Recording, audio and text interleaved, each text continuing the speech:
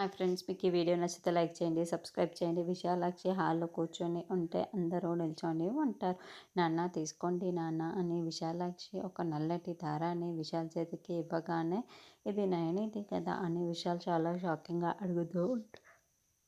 నీకెక్కడిది అని విశాల్ అడుగుతూ ఉంటే, ఉదయం మెడలో ఉండాల్సింది నీ దగ్గర ఎక్కడికి వచ్చింది అని విక్రాంత్ అడిగితే, ఉండాలి కదా అని తీసుకువచ్చాను అని విశాలాక్షి అంటుంది. ఏ గుడి నుండి తీసుకువచ్చావు అని హాసిని ప్రశ్నిస్తూ ఉంటుంది.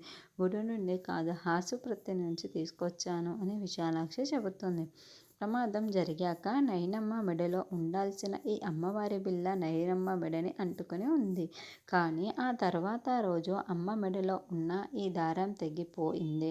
అమ్మ మెడలో ఉండవలసిన దారం తెగిపోవడంతో మళ్ళీ అమ్మ మెడలోనే ఉండాలి అని ఇగో ఇలా తీసుకొచ్చాను అని విశాలాక్షి చెబుతూ ఉంటే, ఏమీ అర్థం కాక అందరూ షాకింగ్గా వింటూ ఉంటారు.